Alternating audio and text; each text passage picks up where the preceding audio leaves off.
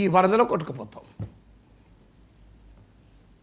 Right sir. యూఏఈకి చెందిన Lulu group ప్రపంచవ్యాప్తంగా hyper మార్కెట్లు నిర్వహిస్తోంది. హైదరాబాద్లో లులు మాల్ చాలా ఫేమస్, అందరికీ తెలిసిందే. సార్, ఇప్పుడు ఆంధ్రప్రదేశ్లో కూడా విజయవాడ అండ్ విశాఖపట్నం ఈ రెండు ప్రధాన నగరాల్లో లులు మాల్స్ ఏర్పాటుకు కూటమి ప్రభుత్వం అనుమతినిచ్చింది అండ్ భూమి కేటాయింపు కూడా చేసింది sir. 13.74 acres in Visakhapatnam and 4.15 acres in Vijayawada 99 ఇయర్స్కి లీజ్కి ఇచ్చిన పరిస్థితి. సో ఇప్పుడు ఈ లులు మాల్స్కి ప్రభుత్వం అనుమతి ఇవ్వడంపై వివాదం చెలరేగింది. ఎందుకు సార్ ఈ లులు మాల్స్ వస్తే వివాదం ఎందుకు? అనుమతి ఇవ్వడం పైన వివాదం కాదు, మీరు రాంగ్గా అడుగుతున్నారు. భూములు కేటాయింపైన వివాదం. అనుమతులు ఇవ్వడం వేరు, భూములు కేటాయింపు. అనుమతులు ఇచ్చి భూములు కేటాయి అనుమతులు ఇవ్వడం వివాదమే కాదు. ప్రభుత్వంలో వ్యాపారం చేయడానికి అనుమతులు ఎందుకు ఆపుతుంది? ఇప్పుడు ఒక లులు మాల్ ఉందో, డీమార్ట్ ఉంది, మీకు బోలెడు మాల్స్ ఉన్నాయి కదా. సో అది సమస్య కాదు మనకు. మీకు ఇష్యూ అనుమతుల మీద కాదు వివాదం. అనుమతులు ఇవ్వడం తప్పేమీ కాదు. మా ప్రపంచంలో మార్కెట్ ప్రపంచవ్యాప్తంగా కొత్త మార్పులు వస్తున్నాయి. కానీ ప్రభుత్వ భూములు కేటాయి. ఇప్పుడు విజయవాడలో ఇచ్చింది ఆర్టీసీ భూములు, విశాఖపట్నంలో ఇచ్చింది ప్రభుత్వ భూములు. ఏదైనా ఆర్టీసీ అయినా ప్రభుత్వ భూమే కదా. సో ఈ ప్రభుత్వ భూమిని 99 ఇయర్స్ లీజ్కి ఇచ్చినట్టు జీవో 137 నేను పేపర్లో చదివింది అయితే 99 ఇయర్స్కు నామమాత్రం లీజ్కి ఇచ్చారు. సో కంపెనీకి భూములు ఇవ్వకూడదా? కంపెనీకి భూములు ఇవ్వచ్చు. కానీ ఆ కంపెనీ ఏం చేస్తుంది? ఒక కంపెనీ పెట్టాలంటే ఎన్విరాన్మెంటల్ ఇంపాక్ట్ అసెస్మెంట్ అంటారు. ఇలాంటి మాల్స్కు economic impact assessment, social impact assessment ఈ రెండు చేశారా? మీరు కారు చౌకగా ప్రభుత్వాలు భూములు ఇస్తే ల్యాండ్ ఇస్ ఎ వెరీ ప్రీషియస్ రిసోర్స్. లూలు స్వచ్ఛంద సంస్థ కాదు, లూలు దేశ సేవకు రాలేదు. లూలు వచ్చింది దేనికి? అమ్ముకోవటానికి, వ్యాపారం చేసుకోవటానికి. అమ్ముకోవడానికి వ్యాపారం చేసుకోవడానికి వచ్చిన కంపెనీ దానికి భూములు కొనుక్కోలేదా? లూలు అంత కెపాసిటీ లేని కంపెనీ. ఇప్పుడు లూలు భూములు కొనుక్కోమని చెప్పండి, మార్కెట్ రేటు కొనుక్కోమనండి. ఒకవైపు అసలు ప్రభుత్వం ఎందుకు వ్యాపారంలో ఉండాలి, కంపెనీలకు స్వేచ్ఛ ఉండాలి, కార్పొరేట్ రంగానికి ఫ్రీడమ్ ఉండాలి అని చెప్తారు. మరోవైపు మాకు ప్రభుత్వం భూములు ఇవ్వాలి, ప్రభుత్వం నీళ్లు ఫ్రీగా ఇవ్వాలి, కరెంటు ఫ్రీగా ఇవ్వాలి, ప్రభుత్వం రోడేస్ ఇవ్వాలి, ఇన్ఫ్రాస్ట్రక్చర్ క్రియేట్ చేయాలి, అన్ని ప్రభుత్వం చేయాలి, ట్యాక్స్ హాలిడేస్ ఇవ్వాలి. మళ్ళీ మాట్లాడితే ప్రభుత్వాలతో ఏం సంబంధం, అంతా ప్రైవేట్ పరం చేయాలంటారు. మన దేశంలో అందుకే ఒక ఎకానమిస్ట్ అన్నాడు, మన దేశంలో రియల్ ప్రైవేట్ సెక్టార్ లేదు, ఉన్నదల్లా 2 సెక్టార్లు. ఒకటి public own public sector, 2 public own private sector అని. అంటే ప్రైవేట్ రంగంలో కూడా ప్రజలే. మళ్ళీ ఇది ప్రజల భూములు నీకు ఎందుకు తేర కావాలి? కొనుక్కోమనండి. లూలు రావద్దని ఎవరంటారు? లూలు కొనుక్కోకూడదు. ఇప్పుడు నాలంటాడు ఒక వ్యాపారం చేయాలనుకో, నాకు ల్యాండ్ ఇస్తుందా గవర్నమెంట్, నేనే కొనుక్కుంటా కదా. ఇవాళ దేశంలో ఎంతమంది వ్యాపారాలు చేయడం లేదు, ఎంతమంది మార్కెట్ షాపులు పెట్టడం లేదు, వాళ్ళందరూ ప్రభుత్వం భూమి ఇచ్చిందా? మీరు విజయవాడలో 100 షాపులు ఉన్నాయి, విశాఖపట్నంలో 100 షాపులు ఉన్నాయి, వాళ్ళందరికీ ప్రభుత్వం భూమి ఇచ్చిందా? మరి వాళ్ళు భూమి కొనుక్కున్నారు, షాపులు పెట్టుకున్నారు. లూలు కూడా భూమి కొనుక్కోమనండి, లూలు కాదు లాలు పెట్టుకోమనండి, ఏమైనా పెట్టుకోనండి. సో మీకు లూలు ఏమో తేరగా కారు చౌకగా భూములు ప్రభుత్వం ఇస్తుంది, వ్యాపారంలో లాభాలు ప్రభుత్వానికి ఇస్తుందా? పోనీ అన్న అలా ఇచ్చినప్పుడు ప్రభుత్వం ఏమైనా షేర్ అడుగుతుందా? మేము ల్యాండ్ ఇచ్చాం కదా, ఒక 10% షేర్ ఇవ్వండి. ఇవాళ మీరు ఉదాహరణకు మీకు 500 గజాలు ల్యాండ్ ఉంటుంది, మీరు ఒకటి డెవలప్మెంట్కి ఇస్తారు. హైదరాబాద్లో 50-50 అంటారు. ల్యాండ్ వాల్యూని బట్టి మీకు డెవలపర్కు ల్యాండ్ ఓనర్కు 40%, 50%, 60% షేర్ వస్తుంది.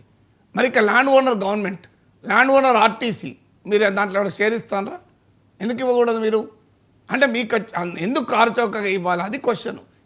ఆర్టీసీ 4 ఎకరాల భూమి ఇస్తున్నాడు, give a share to RTC, దాంట్లో 10%, 20% షేర్ ఇవ్వండి ఆర్టీసీకి, అభ్యంతరం లేదు. సో మీకు తేరగా పొందడం ఏంటి అనేది క్వశ్చన్. రెండవది, లూలు వల్ల ఎంతమందికి ఉద్యోగాలు దొరుకుతాయి, ఆ ఉద్యోగుల్లో ఇచ్చే జీతాలు ఏంటి? మనందరికీ తెలుసు, షాపింగ్ మాల్లో జీతాలు 10,000, 15,000, 20,000. మన ఎంతమంది జాబ్ వస్తే చెప్పండి? అంటే ప్రభుత్వం ఇచ్చే రాయితీ విలువ ఎంత, లూలు క్రియేట్ చేసే ఎంప్లాయ్మెంట్ క్వాలిటీ ఏంటి, ఆ ఎంప్లాయ్మెంట్ ఎంతమందికి ఆదాయాలు వస్తాయి చెప్పండి. ఇక్కడ రిపోర్ట్ ఉందా? మీరు జీవో 137 ఉందా? అది పోనీ లూలు కంపెనీ ఏమైనా ఎక్స్ప్లెనేషన్ ఇచ్చిందా? ఇంకా మా వల్ల 5,000 మందికి ఉద్యోగాలు వస్తాయి, మా వల్ల 2,000 మందికి ఉద్యోగాలు వస్తాయి. ఓ షాపింగ్ మాల్ ఎంతమందికి ఉద్యోగం వస్తాయి నాకు చెప్పండి. షాపింగ్ మాల్ వల్ల ఉద్యోగాలు ఎన్ని వస్తాయి? ఇవాళ షాపింగ్ మాల్ వల్ల ఒక 200 వస్తాయి, 200 వస్తాయి, 500 వస్తాయి. ఎంత పెద్ద షాపింగ్ మాల్ అయినా 10,000 ఉద్యోగాలు రావు కదా. ఇప్పుడు మేము 10,000 ఉద్యోగాలు రావు కదా, మరి ఎందుకు మీరు అసలు ఉద్యోగ కల్పన రాదు. పోనీ షాపింగ్ మాల్ వల్ల ఏమైనా ఎకనామిక్ ప్రాస్పర్ సంపద సృష్టి జరుగుతుందా? ఇది ట్రేడ్ అనేది క్రయ విక్రయాలు, సంపద సృష్టి కాదు కదా. ఇట్ డజంట్ ప్రొడ్యూస్ ఎనీథింగ్ కదా. మీరు అది ఎక్కడో ప్రపంచంలో ఎక్కడో తయారైన ఉత్పత్తులు తీసుకొచ్చి అమ్ముకుంటుంది. తర్వాత ఇంకొక పాయింట్ ఉంది, సోషల్ ఇంపాక్ట్ అసెస్మెంట్ ఏంటి. ఒకటి, మీరు ఎంత ఎంప్లాయ్మెంట్ క్రియేట్ చేశారు, ఎంత సంపద క్రియేట్ చేశారు, మీ ఎకానమీ లూలు రావడం వల్ల విజయవాడ ఎకానమీ, విశాఖపట్నం ఎకానమీకి ఎంత వాల్యూ అడిషన్ ఇది ఒక క్వశ్చన్. అయితే సోషల్ ఇంపాక్ట్ అసెస్మెంట్ మీరు ఎక్కడన్నా వెళ్ళి, ఇప్పుడు డీమార్ట్లు ఇట్లాంటివి ఉన్నాయి షాపింగ్ మాల్స్, మీరు ఒక్కసారి స్టడీ చేయండి. ఎక్కడైనా డీమార్ట్ రాకముందు అక్కడ ఎన్ని షాపులు ఉన్నాయి, డీమార్ట్ వచ్చాక అక్కడ చిన్న చిన్న షాపులు ఎన్ని ఉన్నాయి. క్లియర్గా అనేక అధ్యయనాలు చెప్తున్నాయి ఏంటంటే, పెద్ద షాపింగ్ మాల్స్ వచ్చాక చిన్నోడు ఎగిరిపోతాడు. ఎందుకంటే ఆ పోటీని తట్టుకోలేడు. ఎందుకంటే వాడికి ఉండే క్యాపిటల్ ఈ చిన్నోనికి ఉండదు, వారికి ఉండే వాల్యూమ్ చిన్నోనికి ఉండదు. వాళ్ళు ఎంత తక్కువ మార్జిన్తోనైనా వ్యాపారం చేయగలుగుతారు. అవసరమైతే తన పోటీలో ఉన్న కాంపిటీటర్స్ని ఎలిమినేట్ చేస్తానికి లాస్లోనైనా వ్యాపారం చేయగలుగుతారు. మరి చిన్నోడు చేయగలడు ఈ పని. అంటే ఇవాళ పెద్ద పెద్ద మాల్స్ వచ్చాక రిటైల్ వర్తకులు ఎగిరిపోతున్నారు. మన దేశంలో అగ్రికల్చర్ తర్వాత హయ్యెస్ట్గా ఎంప్లాయ్మెంట్ క్రియేట్ చేసే రంగం రిటైల్ ట్రేడ్. చాలామంది తెలియని అంశం ఇది. హయ్యెస్ట్గా రిటైల్ ట్రేడ్ ఎంప్లాయ్మెంట్ క్రియేట్ చేస్తుంది. సో రిటైల్ వ్యాపారాలు ఎవరు మిగలడం లేదు. మీకు ఆల్రెడీ మన ఊరు కిరాణా దుకాణాలని కాపాడండి అని చెప్పి ప్రచారాలు కూడా జరుగుతున్నాయి. ఈ పోటీలో ఎవరైనా నేను అనొచ్చు, మీరు సార్ మరి రిక్షాలు వచ్చే ఆటోలు వచ్చే రిక్షాలు ఎగిరిపోయినాయి, క్యాబ్లు వస్తే ఆటోలు ఎగిరిపోయినాయి, కరెక్టే. కానీ ఆ ప్రాసెస్ ఎకనామిక్ ప్రాసెస్గా ఉండడం వేరు, గవర్నమెంట్ ఎంకరేజ్ చేసే ప్రాసెస్గా ఉండడం వేరు. ఇక్కడ సమస్య ఏంటంటే గవర్నమెంట్ ఎంకరేజ్ చేస్తుంది, ఎకనామిక్ ప్రాసెసే కాదు. నిజంగానే ఒక షాపింగ్ మాల్ వస్తుంది, అక్కడ చిన్న పక్కనే ఉన్న ఒక చిన్న షాప్ ఎగిరిపోతుంది. ఇది ఒక ఎకానమీ ట్రాన్సిషన్ ఎవడేం చేయగలుగుతారు అనుకుంటారు. కానీ ఇక్కడ ప్రభుత్వమే దీన్ని ప్రోత్సహిస్తుంది కదా.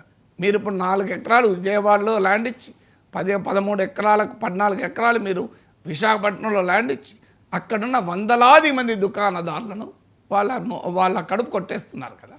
ఇది న్యాయమా అని అడుగుతున్నాను. మీరు వాళ్ళంతా వాళ్ళు ల్యాండ్ కొనుక్కొని వ్యాపారం చేసుకుని ఎవడాపగలుగుతాడు, దానికి ఎవరు కాదని లేరు.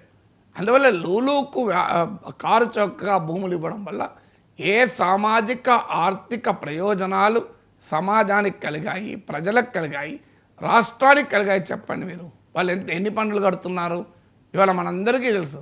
పర్సనల్ ఇన్కమ్ ట్యాక్స్ ద్వారా వచ్చే ఆదాయం కార్పొరేట్ ఇన్కమ్ ట్యాక్స్ కన్నా ఎక్కువ. Any time Reliance industries limited Mukesh Ambani కట్టే పర్సంటేజ్ ఆఫ్ ట్యాక్స్ కన్నా నేను ఎక్కువ కడతా, నేను 30% కడతా. Show me any year Reliance industries limited Mukesh Ambani అనే కంపెనీ, ముఖేష్ అంబానీ పర్సన్ కాదు, కంపెనీ 30% పన్ను కట్టిందో చూపెట్టానండి, ఛాలెంజ్ చేస్తాను నేను. 30%, మీరు కావాలంటే గూగుల్లో కొట్టండి, effective tax rate paid by Reliance industries limited అంటే వస్తుంది మీకు. నో టైం నో వే 30% కట్టను. మరి నేను ఒక ఇండివిజువల్గా 30% కడుతున్నా రిటైర్ అయినాక కూడా. మరి ఈ తేడా ఉంది కదా. మీ లూలు వల్ల ఎంత పన్నులు వస్తున్నాయి, what is the economic benefit to society, what is the social benefit to society, ఈ అనాలిసిస్ ఎక్కడైనా ప్రభుత్వం చెప్పితే లూలుకు భూములు ఇవ్వడానికి సమర్థిస్తాం. లేకపోతే ఖచ్చితంగా this is a politician businessman నెక్సెస్గానే చూడాలి. ఆపరేషన్ సింధూర్పై పార్లమెంట్లో